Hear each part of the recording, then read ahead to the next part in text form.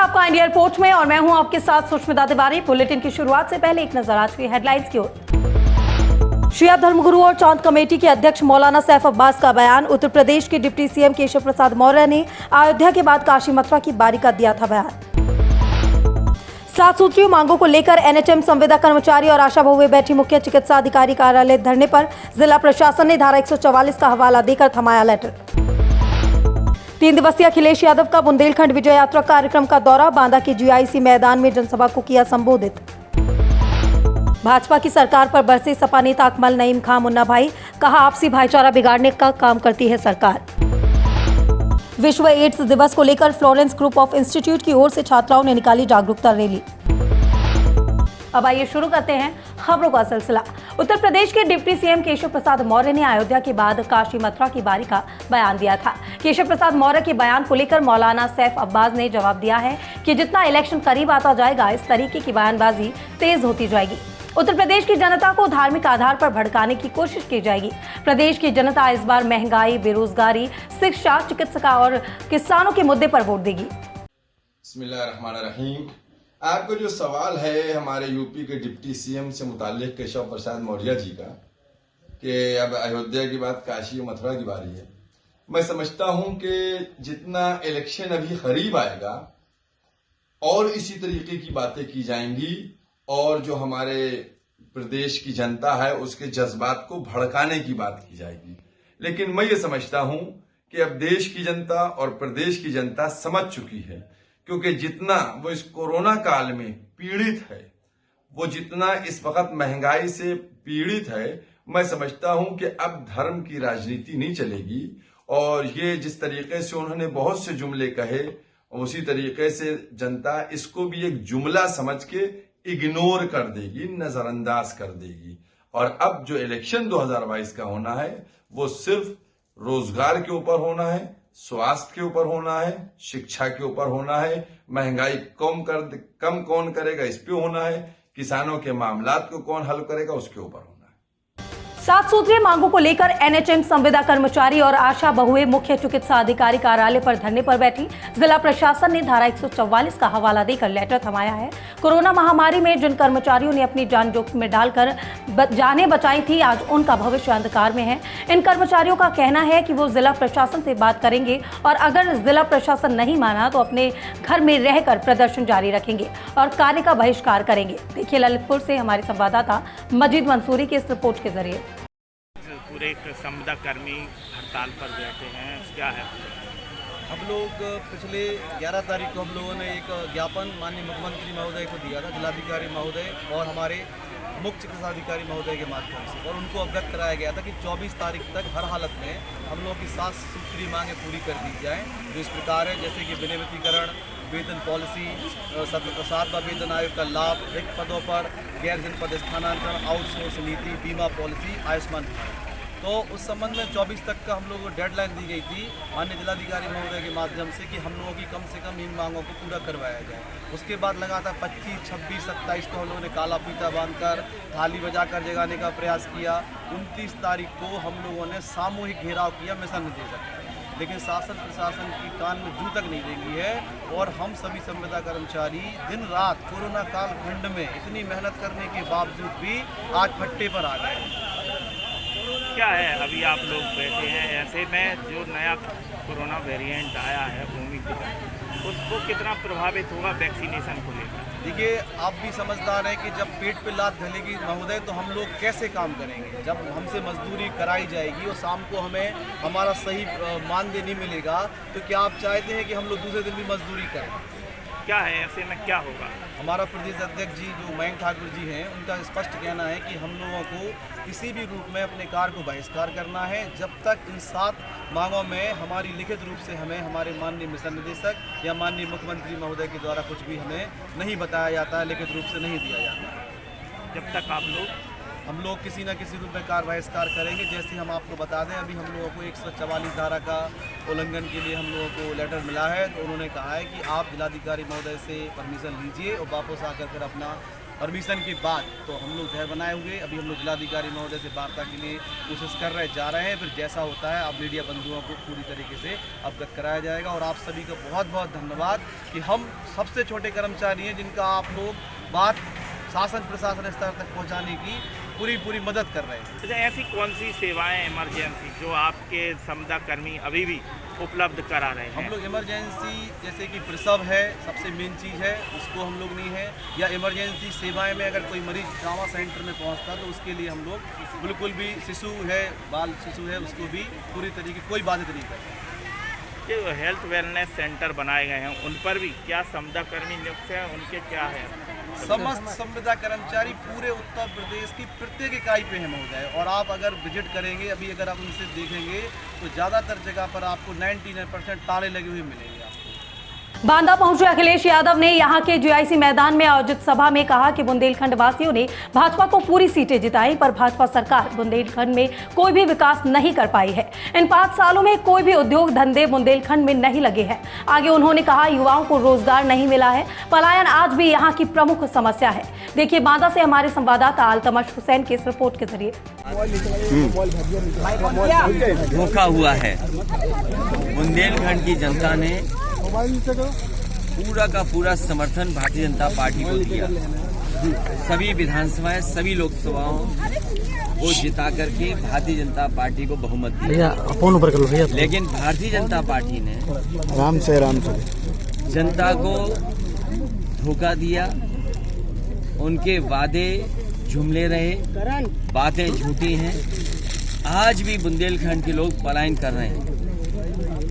आज जब नीति आयोग कह रहा है, उसका आंकड़े आ रहे तो सबसे ज्यादा गरीबों की संख्या बुंदेलखंड में है। बेरोजगारी बड़े पैमाने पे है। जिन्होंने सपने दिखाए थे उन्होंने नौजवानों की नौकरी छीन ली, सरकारी संपत्तियां बेची जा रही हैं। और वो समय बुंदेलखंड के लोग नहीं भूलेंगे जिस समय लॉकडाउन हुआ, लोगों को अपने सहारे छोड़ दिया। जनता को जब सरकार की तरफ से मदद होनी चाहिए थी, जनता को अनाज छोड़ा। किस तरीके से भूखे प्यासे लोग यहाँ पर लौटे हैं। किसान की अभी भी आय दोगुनी नहीं हुई। पानी जहाँ मिल जाना चाहिए था अभी भी अभाव है, अभी भी पलायन। ये तमाम मुद्दे हैं जिनको लेकर के जनता में लगातार समाजवादी पार्टी जाएगी। पिछली बार तो पूरा का पूरा बुंदेलखंड भाजपाइयों के पास था। इस बार बुंदेलखंड की जनता भाजपा का। खबर उत्तर प्रदेश की जनपद बलिया से है, जहां बलिया विधानसभा 361 के समाजवादी पार्टी के कद्दावर नेता विधानसभा के भावी प्रत्याशी अकमल नईम खान ने मीडिया के सवालों का जवाब देते हुए बताया कि 2022 के चुनाव में सपा की 400 सीटों पर ऐतिहासिक जीत हासिल होगी।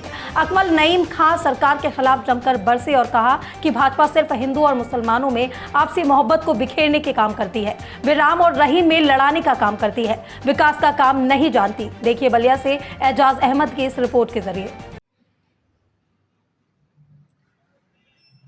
आज एक ऐसी शख्सियत से मैं आप लोगों को रूबरू कराने जा रहा हूँ जो छात्र जीवन से लेकर और पारिवारिक राजनीतिक जीवन से लेकर जो इन्होंने लड़ाई लड़ी है और आज मुहताज नहीं है, ऐसे शख्सियत का नाम है अकमल नईम खान और मुन्ना भाई।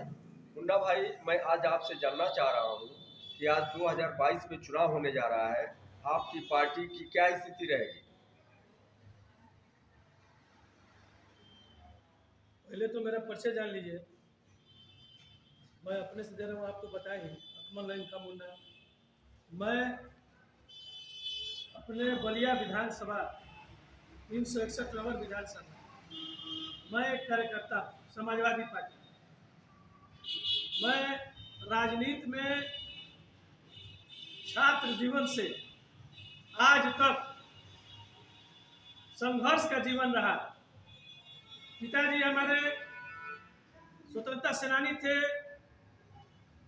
हम गांव के 30 वर्ष लमसम प्रधान भी थे, जो पूरे समाजवादियों का गढ़।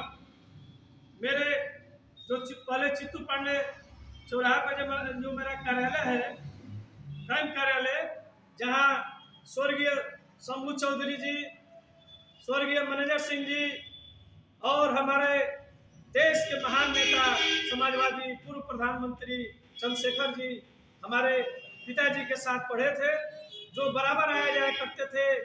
वहाँ पे माननीय नेताजी जो हमारे देश के महान समाजवादी नेता, गरीबों और मजलूमों के नेता, समाजवादी पार्टी के संरक्षक आदरणीय नेताजी मुलायम सिंह यादव जी भी हमारे दुकान पर उनका चरण पड़ा है और उन्होंने हमको आशीर्वाद दिया था 1992 में रामकोला कांड के बाद आए थे बलिया।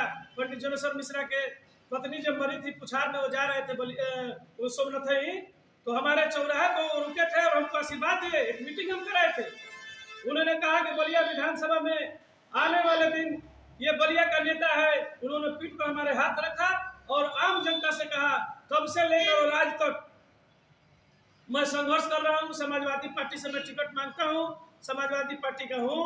अब समाजवादी पार्टी के कार्यकर्ता के हैसियत से इस साल भी मैं आवेदन किया हूँ अपने नेता माननीय राष्ट्रीय अध्यक्ष हरदिल अजीज, नौजवानों के दिलों के धड़कन, इस देश के भविष्य। आश्चर्यचकित होंगे, मीडिया के लोग हैं, आप लोग खुद जो है गांव-गांव घूम रहे हैं और चाहे लोगों से पूछ रहे हैं, जान रहे हैं, 400 के पार हो जाएगा। 403 सीट है, 400 हम सीट जीतने जा रहे हैं अपने नेता के नेतृत्व में। आज सारे लोग जो है उन निगाह लगाए हुए हैं कि अखिलेश जी को जो है कब हम दर्शन करें, कब वो मुख्यमंत्री बने, कि हमको जो है सुविधा मिले, समाजवादी पेंशन मिले, 1,59,000 जो हमारे शिक्षा मित्र हैं वो कब शिक्षक हो।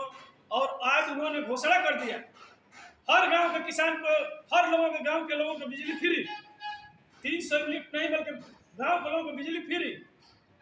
आज के डेट में स्वास्थ्य के बारे में आपको बताना चाहता हूँ, स्वास्थ्य से संबंधित हमेशा चिंतित रहते हैं।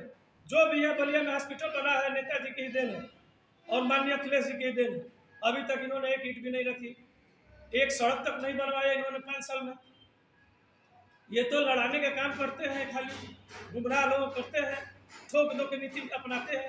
चूंकि ठोक दो की नीति इसलिए है ना, ये जो है मन से अपराधी, जो मन से अपराधी रहेगा वो ठोक नीति की बात करेगा। नेता हमेशा विकास की बात करता है, डेवलपमेंट की बात करता है। जब नेता डेवलपमेंट की बात नहीं करेगा, विकास की बात नहीं करेगा, नौजवानों को रोजगार से जोड़ने की बात नहीं करेगा, ठोक नीति की बात करेगा, तो क्या नेता होगा भाई? नेता तो है नहीं, ये तो शुद्ध रूप से अपराधी प्रवृत्ति के आदमी है।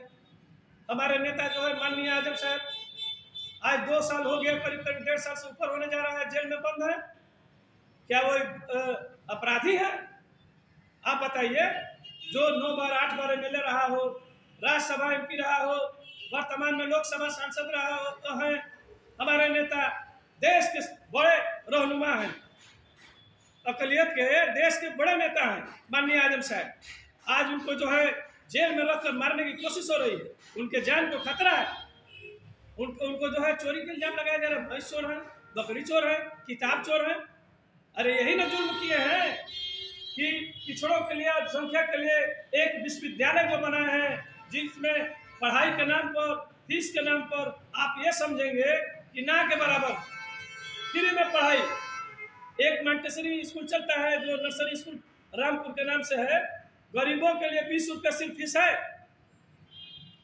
वो शिक्षा से जोड़ने का काम किए मुसलमानों को, इसलिए वो अपराधी हैं। अरे अपराधी का क्या है? टिकट उनको देना है, माननीय राष्ट्रीय अध्यक्ष को टिकट देंगे तो सिरोधार है, नहीं भी देंगे तो भी मैं कार्यकर्ता की हैसियत से समाजवादी पार्टी कार्यकर्ता हूं और रहूंगा आजीवन।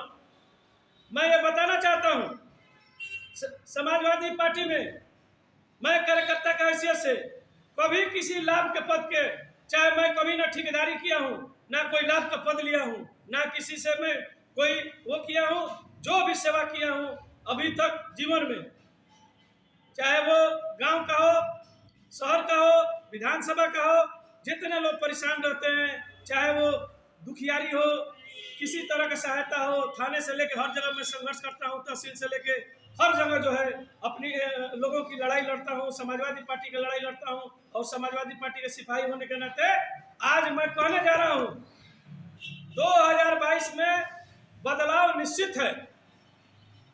हमारे नेता माननीय अखिलेश जी के नेतृत्व में ये सरकार 2022 में बनने जा रही है। नौजवानों के आज वो मसीहा हैं, दिलों के धड़कन हैं, किसानों के आज नेता हैं, अल्पसंख्यकों के नेता हैं, पिछड़ों के नेता हैं, सारे जनता आज उनके पीछे आज इंतजार कर रही है, जिसका नज़ीर आप देखे होंगे। देखिए ये जुल्मी सरकार बाबा जो है नौजवानों के साथ जिंदगी के खिलवाड़ कर रही है।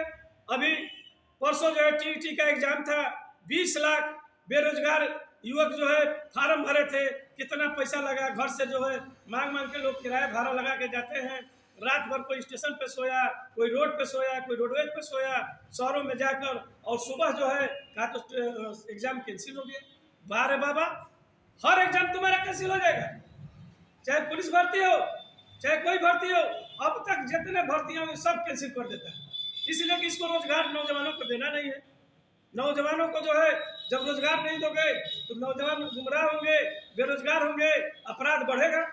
अपराध बढ़ाने का ये काम करता है, चूंकि खुद ये अपराधी आदमी है जिनके ऊपर 300 मुकदमे हैं, बाबा का नाम लेकर लेबुल लगा के अपना राज कर रहे हैं। ये भ्रष्ट सरकार, ये जुल्मी सरकार की अब दिन आ चुके हैं जाने का। 2022 जो है इनका आगाज है, 2022 में इनका नेस्त नाबूद होने जा रहा है। और आपको बता देना चाहता हूँ, पार्टी से निकल करके भारतीय जनता पार्टी की सदस्यता ग्रहण किए हैं रविशंकर सिंह पोटपुर जी। उनका कहना यह है कि भारतीय जनता पार्टी पूर्ण बहुमत की सरकार प्रदेश में बनेगी, और जो भी आज उनके माननीय अखिलेश यादव की जो द्वारा कहा जा रहा है कि 300 प्लस किए होंगे, तो प्लस की जगह वो लड्डू दिखा रहे हैं और अपना जो है वर्चस्व दिखा रहे हैं। इस पर क्या कहेंगे? देखिए पप्पू जी से व्यक्तिगत हम लोग संबंध रहा है चंद्रशेखर जी के नाम, और बड़े भाई हैं, उन पर हम कोई टिप्पणी नहीं करना चाहते। इतना हम कहेंगे कि दिल में वो समाजवादी है, और समाजवाद के परिवार से वो पैदा हुए, तो अगर कह रहे हैं तो मन से नहीं कह रहे, उनके भी दिल में समाजवाद है। क्योंकि समाजवादी प्रधानमंत्री देश के पहले हुए हैं चंद्रशेखर जी, पहला प्रधानमंत्री समाजवादी, उनके भी दिल में समाजवादी बसता है। उनके लिए कुछ नहीं कहेंगे, उनकी बात अब उनका राजनीतिक कोई हो रहा है, एक चीज और अंतिम लेकिन सवाल है। वो दिल से समाजवादी वो भी है। अंतिम सवाल है मैं उन सर, पर कोई टिप्पणी नहीं करता। अंतिम सवाल है सर, बलिया विधानसभा की जनता जो है आपको अपना नेता मानती है और आज आपको नेता के रूप में देख रही है, आप बलिया के लिए क्या करेंगे? बलिया विधानसभा की जनता महान है। हम नेता नहीं, हम सेवक हैं, हम कार्यकर्ता हैं। नेता हमको मत बनाइए, हम कार्यकर्ता हैं। जनता बना रही है, मैं नहीं जनता बना रही, जनता महान है। मैं उसको प्रणाम करता हूँ, सलाम करता हूँ उसको कि भाई महान हो जनता बलिया विधानसभा, जो हमारे जैसे कार्यकर्ता को जो है आज के डेट में गांव-गांव में जो मोहब्बत, जो लगाव, हम जो जा रहे हैं राष्ट्रीय अध्यक्ष के ये जो डोर टू डोर चलो अखिलेश की ओर ये संदेश लेके, तो आज लोगों के दिल में इतना मोहब्बत है हमारे प्रति और अपने नेता के प्रति कि मैं इस महान जनता को मैं सलाम करता हूँ, नतमस्तक हो रहा है कि 2022 में हमारी सरकार बनने जा रही है। जो माननीय राष्ट्रीय अध्यक्ष हमारे अखिलेश जी, ऐतिहासिक जीत उत्तर प्रदेश के आज़ादी में ऐतिहासिक जीत होने जा रही है। उत्तर प्रदेश में सबसे ज़्यादा वो सीटों से जो है सरकार जो है बनेगी हमारी 22 में सपा की सीट आने जा रही है। समाजवादी पार्टी कितना पाएगी? 7 सीट में 1 सीट तो समाजवादी पार्टी, महाराष्ट्र विधानसभा जो हमारे नेता हैं 77 से उनके नेतृत्व में हमने काम किया है। माननीय नेता प्रतिपक्ष हैं उत्तर प्रदेश के माननीय राममोहन चौधरी जी, उनके नेतृत्व में आज बलिया विधानसभा में 7 विधानसभा इतने ज़्यादा वोट से जीतेगा कि पूर्वांचल का संदेश अखिलेश की सरकार पूर्वांचल संदेश दे रहा है। बलिया से सबसे पूर्वी जिला में सबसे लास्ट छोर में ये जिला है बलिया जिला। पूर्वांचल का संदेश है अखिलेश सरकार 2022 में बोलने जा रही है, ये पूर्वांचल का संदेश है। विश्व एड्स दिवस के अवसर पर Florence group of institution Irba के छात्र छात्राओं ने आज जागरूकता रैली निकाली। फ्लोरेंस ग्रुप ऑफ इंस्टीट्यूशन से राष्ट्रीय राजमार्ग 33 पथ गांव मोहल्ला होते हुए बीआईटी चौक तक गई। इस दौरान हाथ में बैनर पोस्टर लिए छात्र छात्राओं ने नारे लगाते हुए लोगों को एड्स के प्रति जागरूक किया। साथ ही बीआईटी चौक मेसरा पहुंचने के बाद छात्राओं ने नुक्कड़ नाटक के माध्यम से लोगों को एड्स की बीमारी व इससे बचाव की जानकारी दी। और बच्चों के साथ जो आपके कॉलेज में जो एड्स दिवस जो मनाया जा रहा है, लोगों को इस संबंध में आप क्या संदेश देना चाहेंगे? इसका बचाव का क्या रास्ता है? जी, आप लोगों का बहुत बहुत धन्यवाद। आप सभी को जोहार, नमस्कार। और मैं कॉलेज के माध्यम से ये बताना चाहूँगा कि विश्व एड्स दिवस मनाने का सबसे बड़ा हम लोग का जो एम है और जो लक्ष्य है कि समाज के अंदर में इसको अवेयरनेस लाना और जन जागरण को फैलाना कि बहुत ही भयावह बीमारी है जो 19वीं सदी का सबसे खतरनाक बीमारी में इसको माना गया था। बड़े बड़े साइंटिस्ट रिसर्च किया और आज तक इसके लिए वैक्सीन नहीं निकला है और न इसका कोई इलाज है। तो इसी 1 दिसंबर 1988 WHO ने हमारे पूरे विश्व में एक ये संदेश देने की कोशिश करी इस दिवस के माध्यम से कि लोगों को ये पता चले कि ये कि बहुत ही खतरनाक बीमारी है, एक ऐसा विषाणु से फैलता है जिसका नाम है HIV और इससे सिर्फ बचाव किया जा सकता है, इसका इलाज नहीं है। रेड रिबन क्या संदेश देता है सर? रेड रिबन जो कि देखा जाता है, जी बांधा जाता है स्टूडेंट को लेकर के, या फिर और स्पेशली यह क्या मैसेज देता है? ये मैसेज देता है कि बहुत ही खतरनाक चीज़ है जिसका कोई इलाज नहीं है, हमारा बचाव ही इलाज है। और जितने हम समाज को जागृत करेंगे, जितना अवेयरनेस लाएंगे, लोगों को इस बारे में समझाएंगे, बताएंगे कि बीमारी से कैसे बचा जाए, तो हमारा मेन मकसद रेड रिबन का कि लोगों को खतरे से बचाना।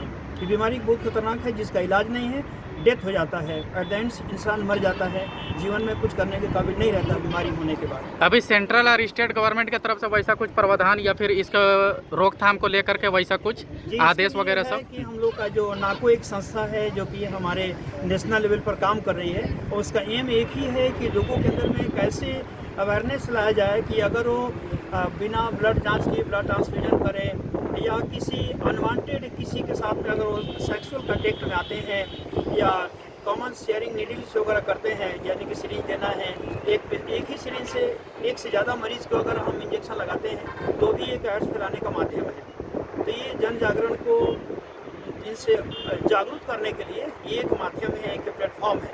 और इस कॉलेज के माध्यम से ही बोलना चाहूँगा कि जो हमारे भारत सरकार और राज्य स्तर पर जो भी कार्यक्रम एड्स का चल रहा है, इसको और भी आगे और अच्छा करने की कोशिश किया जाएगा। और आप लोग को बहुत बहुत धन्यवाद कि आप लोगों ने अपना समय दिया हमारे कॉलेज को। परिचय हमारा हुआ कि मैं वाइस प्रिंसिपल SK तिवारी और इस कॉलेज में पिछले 3 साल से मैं कार्यरत हूँ और हमारा यही लक्ष्य है कि कैसे हम लोग इस कार्यक्रम को और आगे बढ़ाएं जिससे कि लोगों के अंदर में ज़्यादा से ज़्यादा अवेयरनेस आए। First of all good afternoon to all, जितने भी स्टूडेंट्स हैं, जितने भी हमारे टीचर्स हैं और आप लोगों को भी गुड आफ्टरनून। और आज वर्ल्ड एड्स डे जो मनाया जाता है, हम लोग ये WHO की तरफ से 1988 को घोषित किया गया था और ये हमारा सेलिब्रेट करने का जो मेन मकसद होता है ताकि हम जो है अवेयरनेस फैला सकें, ताकि लोगों में इसके लिए जागरूकता हो। और दूसरी बात है कि हम जो है जो हमारे जो ऑलरेडी इससे जो है पीड़ित हैं, जो सफ़र कर रहे हैं, उनका जो है डायग्नोसिस जो चल रहा है उसके रिलेटेड उनको थोड़ा सा हेल्प सपोर्ट मिल सके, ठीक है। और जो लॉस्ट कर गए हैं, जो डिजीज़ की वजह से लॉस्ट कर गए हैं, तो उनके लिए है कि हम अवेयर हो सके। ज़्यादा से ज़्यादा लोग अगर अवेयर होंगे तो उस चीज़ को समझेंगे कि हम इसको प्रिकॉशन कैसे कर सकते हैं, and prevention is better than cure. तो इसलिए जो है वर्ल्ड एड्स डे जो है वो मनाया जाता है, पूरे विश्व में मनाया जाता है। परिचय आपने बताया। आज बुलेटिन में मेरे साथ बस इतना ही। दीजिए इजाजत, नमस्कार। चैनल की लेटेस्ट अपडेट के लिए बने रहिए मेरे साथ, देखते रहिए इंडिया रिपोर्ट।